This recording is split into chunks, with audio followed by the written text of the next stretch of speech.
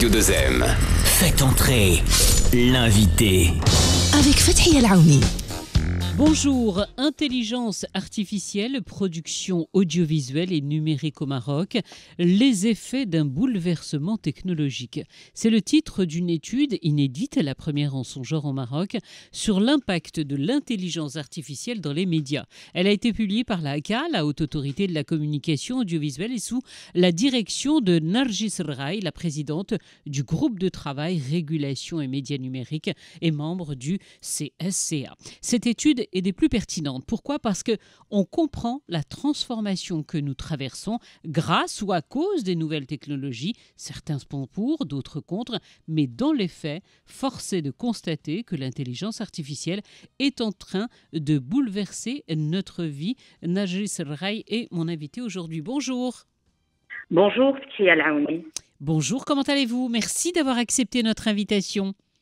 Merci à vous de m'inviter et de me donner l'opportunité, le privilège de parler un petit peu de ce travail que je menais au sein du groupe de travail que j'ai l'honneur de présider au sein du Conseil supérieur de la communication audiovisuelle. Merci, Fathia El-Aouni.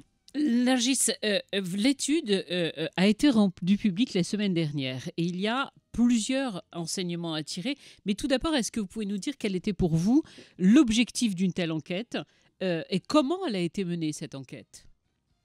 Alors, l'objectif de cette enquête, il y a en fait un double objectif, voire un triple objectif.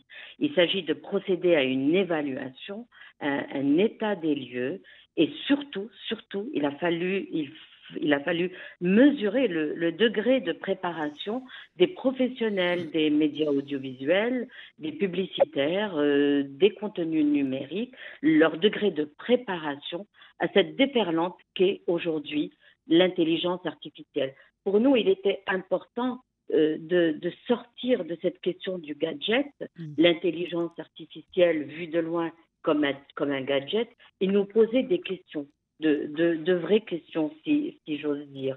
Et justement, parmi ces questions auxquelles nous sommes intéressés, c'est celle de savoir où est-ce que nous en sommes au Maroc. Oui, dresser un état des lieux, en fait. Voilà, c'est une question nodale au sein de l'étude. Et il fallait poser la question, mais tenter d'apporter des réponses et des pistes de réflexion. Donc, vous l'avez dit dans votre excellente introduction, c'est la première fois qu'une étude de ce genre est menée au Maroc, parce que nous nous sommes rendus sur le terrain, nous avons écouté les professionnels, nous avons écouté les experts en IA, en recherche, ceux qui sont dans les TIC Labs, nous avons écouté ces experts que l'on imagine enfermés dans leur laboratoire, oui, mais qui suivent de très près, l'évolution actuelle. L'évolution actuelle. Et donc, le but de cette enquête, parce que ce n'est pas de l'art pour l'art, c'est pas une étude de plus qui va venir s'entasser au fond d'un tiroir. Pour nous, ce qui est important, c'est que grâce à cette enquête, une base d'analyse de l'impact de l'utilisation de l'intelligence artificielle dans les contenus audiovisuels, publicitaires et numériques a été établie. Ça nous a permis aussi, comme je le disais tout à l'heure, d'évaluer le degré de préparation à l'utilisation des outils de l'IA par les professionnels de l'audiovisuel, etc., et d'apporter des pistes de réponse sur la question de savoir quelles sont les règles à adopter, parce que c'est la grande question qui se pose. Alors, vous me disiez comment nous avons fait. Oui, est-ce que justement, vous disiez que vous avez donc approché des experts et des professionnels des médias. Ça a été via des questionnaires. Comment ça s'est passé ? Voilà. Eh bien, je vais vous dire tout. Je vais vous dire tout par rapport à cette question. Donc, c'est à travers un questionnaire qui a été envoyé à plus d'une trentaine de répondants. Les réponses aux questions, pour nous, constituaient une base d'analyse de l'impact de l'utilisation de l'IA dans ces contenus dont je parlais. Et elles nous permettaient, ces questions nous ont permis, dans l'analyse des résultats, d'évaluer le degré de préparation à l'utilisation des outils. Donc, nous avons élaboré un questionnaire. En fait, c'est un double questionnaire. Le questionnaire pour les professionnels et le questionnaire qui était adressé aux experts. Mais je voudrais, avant de parler du questionnaire, présenter un petit peu l'échantillon. C'est important pour que l'on comprenne que cette enquête bien, oui, tout à fait. Oui, est représentative de ce qui se passe dans le secteur et aussi ce qui se passe au plus près des experts. Donc, notre cible, vous l'avez compris, vous l'avez dit, se divisait en deux grandes catégories. D'abord, les experts en intelligence artificielle et en digital, et les professionnels de la production audiovisuelle, numérique et publicitaire. Évidemment, dans la catégorie experts, on retrouve notamment les responsables de centres IA, les responsables de TIC Lab qui sont affiliés à des universités, mais aussi des chercheurs en audiovisuel, en numérique, des fondateurs d'organisations dédiés, des think tanks dédiés à l'IA. En ce qui concerne les professionnels de la production audiovisuelle, numérique et publicitaire, évidemment, nous avons des producteurs audiovisuels, des réalisateurs, des publicitaires, des journalistes web, bien sûr, et des spécialistes en images. Ça englobe vraiment voilà, tout le secteur. Essayer d'être le plus représentatif possible. Alors, la répartition... Alors, juste, excusez-moi, mais juste pour que nous ayons le temps, s'il vous plaît, je voudrais qu'on rentre pour... Alors, vous avez déjà des auditeurs qui commencent à réagir en demandant, et ça donne quoi les chiffres? Je les comprends parce que c'est ça qui est important dans cette étude. Les chiffres sont très intéressants parce qu'ils nous montrent que nous sommes déjà dans la transformation. Et là, je vais répondre à l'auditrice, que 58% des professionnels dans les domaines de l'audiovisuel et numérique utilisent déjà l'intelligence artificielle. 58%, c'est déjà énorme. Oui, c'est énorme. C'est un chiffre important. Vous avez raison de le relever, Fial Aouni. Mais c'est un chiffre qu'il faut quand même... au risque de décevoir plusieurs auditeurs, qu'il faut pondérer avec d'autres chiffres qui sont révélés par l'étude. Je m'explique, parce que si 64% aussi répondent que leurs équipes et collaborateurs, 64% répondent à notre question de savoir si les équipes sont formées à l'utilisation de l'IA, eh bien, ils disent que non. 64% des professionnels reconnaissent que leurs équipes ne sont pas préparées, et contre 36% qui affirment qu'une telle formation des équipes est déjà faite. Donc ça aussi, ça pondère un petit peu. Quand vous dites que 58% affirment utiliser l'IA, Oui, ça peut être, j'imagine, le chat GPT, beaucoup aujourd'hui dans la production audiovisuelle commencent à utiliser les voix aussi. Voilà, on y viendra tout à l'heure, mais en même temps, comme je suis une ancienne journaliste, comme vous, donc je vois les trains qui arrivent en retard, surtout, parce que 42% des professionnels affirment ne pas utiliser l'IA dans leur travail. 42%, c'est aussi un chiffre important.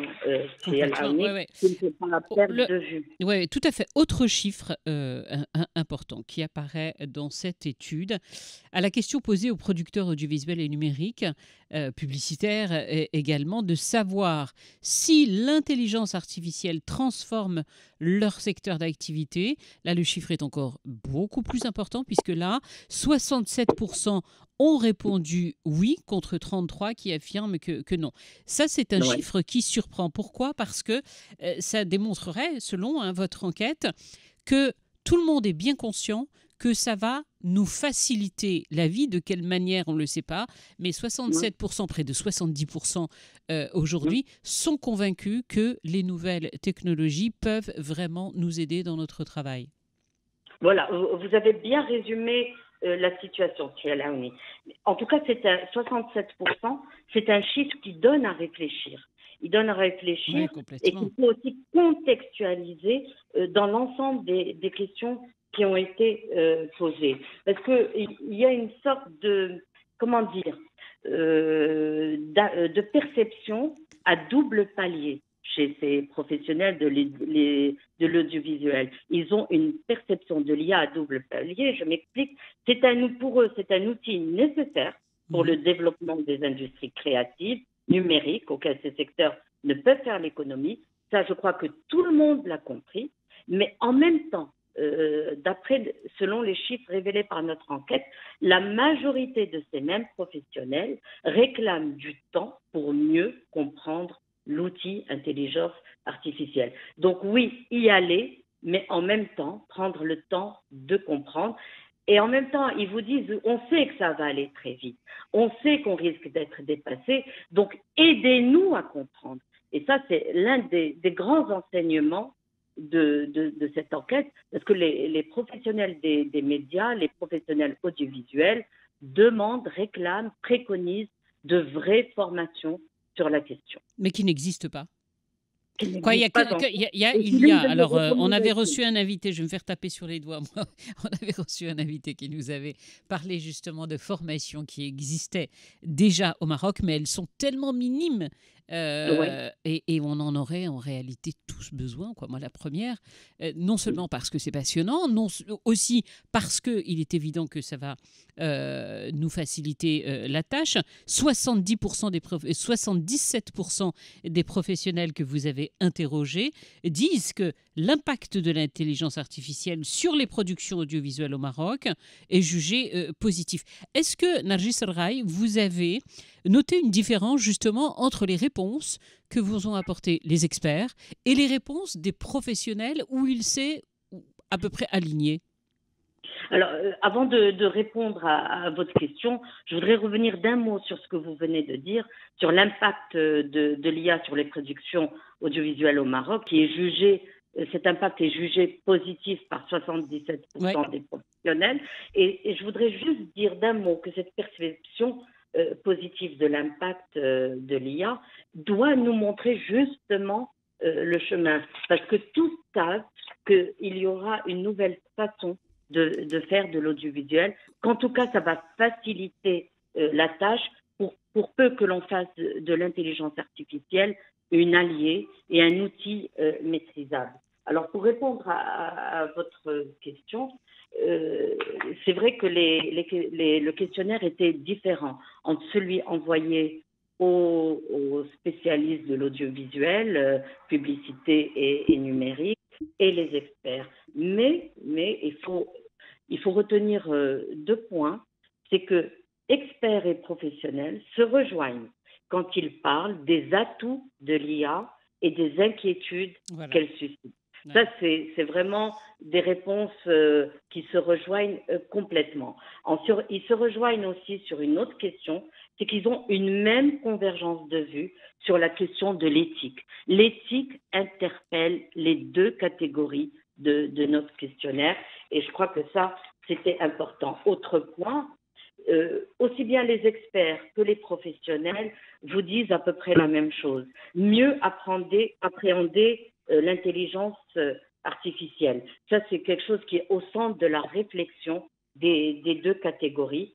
Et autre point que j'ai particulièrement retenu, aussi bien chez les experts que chez les spécialistes, c'est le fait de placer le rôle de l'humain au centre de toute évolution de l'intelligence artificielle et que même si l'intelligence artificielle intègre les médias audiovisuels, intègre l'aspect publicitaire, elle ne remplacera pas la créativité. Vous me rassurez, vous savez, parce que on voit l'intelligence artificielle juste, on va prendre l'exemple qui peut prendre ma voix et l'utiliser, la doubler et d'un seul coup, il n'y a plus besoin d'humain. Juste, si vous venez de nous rejoindre, il est 13h14. Nous parlons aujourd'hui d'une étude intelligence artificielle, production audiovisuelle et numérique au Maroc, les effets d'un bouleversement technologique, une étude qui a été publiée par la HACA, la Haute Autorité de la Communication Audiovisuelle, et celle qui est avec nous et avec qui nous en parlons en détail, c'est Nargis El-Rai, qui est la présidente du groupe de travail, justement, Régulation et médias numériques, qui a piloté cette étude. Autre chiffre, Nargis, avec lequel j'ai vraiment envie de revenir avec vous, et là, experts et professionnels sont unanimes également pour dire que l'intelligence artificielle est une technologie qui va provoquer le même choc que l'invention de l'imprimante ou d'Internet. Et là, c'est la quasi-totalité, puisque 94%, autant dire tout le monde, dit que oui, c'est un bouleversement. Mais si on se souvient d'Internet, ça a été à une vitesse, ça a été incroyable, parce qu'en même pas un an, je veux dire, on était tous collés à nos ordis. Ben c'est un petit peu ça. Disons que par rapport au fait de comparer l'intelligence artificielle à l'invention de l'imprimerie ou d'Internet, je veux dire par rapport au choc provoqué par l'imprimerie ou pour Internet, c'est une perception quasi mondiale. Un peu partout dans le monde, cette question a été également posée et c'est la même comparaison qui revient. Nous sommes en train de vivre un troisième choc, celui de l'intelligence artificielle. Vous parliez de vitesse par rapport à Internet.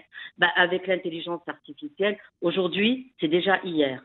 Alors, c'est vous dire exactement. La vitesse, la frénésie avec laquelle se développe. Et ce que vous disent les experts que nous avons interrogés, c'est qu'il faut nécessairement s'adapter à cet outil pour ne pas le subir. C'est la grande menace, le grand risque. C'est s'adapter ou périr par rapport à l'intelligence artificielle. Et donc, ces experts considèrent l'IA comme un outil qui offre des opportunités à condition, et ça revient chez les deux catégories, à condition d'établir des règles et des procédures. Et ce qui est important, c'est que s'ils en assistent, tous ces experts en appellent à l'évolution de l'intelligence artificielle, ils vous expliquent combien il est important que cette évolution se fasse à travers une forme de human centricity, c'est-à-dire que l'humain, doit être au centre de toute évolution. Et bien sûr, les règles juridiques, les nouvelles dispositions dans la législation sur la propriété intellectuelle, le respect des droits d'auteur, les règlements d'usage qui doivent limiter les cas d'utilisation de l'IA. Je vous parlais des règles éthiques qu'il faut mettre en place. Elles sont éminemment importantes. Les mécanismes, par exemple, pour différencier l'œuvre et la création humaine de celles générées par des machines. La programmation des systèmes d'IA de manière à respecter scrupuleusement les droits d'auteur et l'encouragement de l'innovation, tout en garantissant la protection des droits d'auteur, des créateurs et des artistes. Et ça, vous avez une question, excusez-moi, je vous interromps parce que c'est important et puis que les auditeurs sont quand même prioritaires chez nous. Un auditeur, Si Mohamed, vous dit, mais nous n'avons aucune législation concernant justement l'intelligence artificielle au sein ni des médias ni des producteurs. Il n'existe encore aujourd'hui aucun texte de loi qui va justement régir et garder l'humain au centre.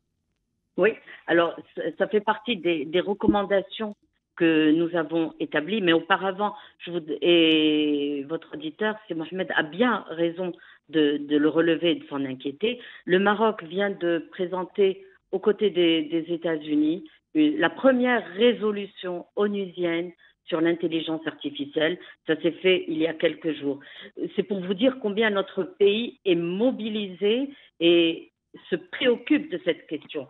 Donc l'une des recommandations que nous avons faites, c'est la mise en place de nouvelles dispositions législatives pour introduire des textes, des modifications législatives qui visent à intégrer le recours à l'IA en matière de production audiovisuelle dans le cadre global de l'usage de l'IA. Il faudrait aussi adopter une définition de l'intelligence artificielle au niveau, par exemple, de l'article 1er de la loi 7703 relative à la communication audiovisuelle telle que modifiée et complétée, adopter une réglementation pour accompagner, et je réponds directement à l'auditeur, accompagner la relation entre l'intelligence artificielle, justement, les créateurs et les experts. Tout cela a besoin d'être mis dans un cadre qui garantisse les droits de chacun et qui garantissent aussi la bonne maîtrise de l'intelligence artificielle pour que nous l'utilisions sans préjudice pour personne. Je crois que c'est le plus important. Alors, Et vous avez une autre question de Fatima, oui. excusez-moi, parce que je vois que le temps passe vite. Vous avez une autre question de Fatima, elle vous est posée, mais alors très directement, est-ce que justement, au niveau de l'AAK, vous allez nous protéger? Alors justement, l'AAK n'a pas encore, l'AAK produit des recommandations. Les lois ne sont pas faites par l'AAK. Il y a un processus. C'est l'exécutif, le gouvernement. Ensuite, tout cela est présenté au Parlement. C'est tout un processus. Mais je rassure Fatima, le mouvement est enclenché parce que les différentes autorités de ce pays ont à cœur de prendre à bras-le-corps la question de l'intelligence artificielle et que chaque partie fait le job. L'AAK, par exemple, à travers cette étude, a produit des recommandations pour qu'il y ait une utilisation encadrée, protégée de l'intelligence artificielle et pour que les droits d'auteur, surtout, les droits d'auteur... Allô? Allô, oui. Oui, ça y est, on vous attend, on vous entend. Pour que les droits d'auteur, pour que les créateurs, les droits d'auteur, ceux des créateurs, soient préservés. La propriété intellectuelle est éminemment importante, elle est aussi au cœur du débat, mais il y a aussi d'autres craintes qui sont encore plus importantes. Je pense au deepfake, je pense aux manipulations d'images, et tout cela doit être suivi de près, parce que ça porte préjudice d'abord et avant tout aux citoyens. Alors, il y a Omar qui, je lis en même temps, qui vous dit « Je suis complètement aligné avec tous les chiffres que vous donnez, mais moi, je ne le vois pas négatif, au contraire positif. Moi, l'IA a sauvé ma petite entreprise. » Ben voilà, ça c'est un bel exemple que nous donne Omar, parce que l'IA permet d'automatiser des tâches, de gagner du temps, de faire les choses plus vite, mieux parfois, mais en même temps, ce n'est pas chez tout le monde. Pour les petites entreprises, ça peut marcher. Pour les petites startups, voilà, c'est un gain formidable. J'imagine que c'est ça pour Omar, oui. De créateurs de contenu. Au vu de ces chiffres, ce sera ma dernière question, au vu de ces chiffres, au vu de la transformation que nous vivons, est-ce que, du coup, pour vous aussi, vos méthodes de travail vont changer? Je retourne votre enquête à vous. Est-ce que c'est un outil qui va vous faciliter la tâche? Parce que c'est pas facile aussi. L'intelligence artificielle peut analyser les contenus médiatiques, elle peut reconnaître les voix, les visages et signaler surtout tout ce qui est inapproprié. Alors, vous avez vraiment raison de poser la question. C'est une question qu'on s'est posée et la régulation à l'aune de l'IA est une partie de cette étude. Donc, c'est vrai que l'IA va à coup sûr améliorer la régulation audiovisuelle, mais l'IA, comme je le disais tout à l'heure, ne va pas remplacer l'humain. Je m'explique tout en rappelant les grands principes de régulation audiovisuelle dans notre pays. Le respect des règles d'expression pluraliste, le respect des principes démocratiques, les droits des femmes, protection du jeune public, etc., etc. Mais comment l'IA peut améliorer cette régulation audiovisuelle? Comment peut-elle? D'abord, elle affinera l'observation, elle affinera les résultats que nous obtenons trimestriellement quand nous mesurons le pluralisme dans notre pays, la prise de parole des femmes, la prise de parole, etc., etc. Donc, la transcription de la parole en texte permettra de capturer rapidement et précisément le contenu des programmes. Ça, c'est important pour notre analyse. La détection automatique de la parole favorisera le suivi en temps réel des discussions dans les programmes. Ça, c'est important pour voir qui prend la parole. Est-ce qu'il y a une équité dans la prise de parole? Est-ce que tous les groupes sociaux, politiques prennent de manière équitable la parole dans notre pays? Est-ce que les femmes parlent autant que les hommes? Non. Et combien? Et comment?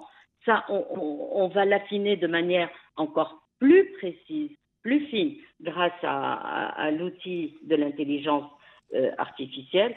Et comme vous le disiez, le suivi et le monitoring, les contenus inappropriés qui peuvent facilement être détectés, signalés, etc., vont être facilités par l'IA. Mais, comme je le disais tout à l'heure, ça ne remplacera pas la régulation humaine, ça ne remplacera pas l'analyse que nous faisons, mais c'est un outil qui va amplement nous aider à aller encore plus loin dans la régulation audiovisuelle dans notre pays, une régulation que nous concevons comme un outil de la démocratie, parce que la prise de parole est un acte de démocratie. Merci infiniment, Nargis Rai. Je rappelle que vous avez présidé justement le groupe de travail Régulation et médias numériques et membre du CSCA, l'intelligence artificielle, production audiovisuelle et numérique au Maroc, les effets d'un bouleversement technologique. Je vous invite vraiment à aller sur le site de l'AACA. Vous y trouverez facilement cette étude. Vous verrez qu'il y a des chiffres assez impressionnants, rassurants en même temps, de se dire que finalement, je pense que tout le monde a bien compris que ça peut être très utile à condition de ne pas passer de l'autre côté, de ne pas franchir la ligne rouge, à savoir garder l'humain au cœur de tout. Merci beaucoup, Nargis. Merci beaucoup, Fathia El Aouni, de m'avoir invité, et merci beaucoup aux auditeurs qui ont pris la peine d'écouter, comme vous le disiez. S'ils veulent en savoir plus, l'étude est à consulter sur le site de l'AACA. Merci beaucoup. Merci à vous. Au revoir.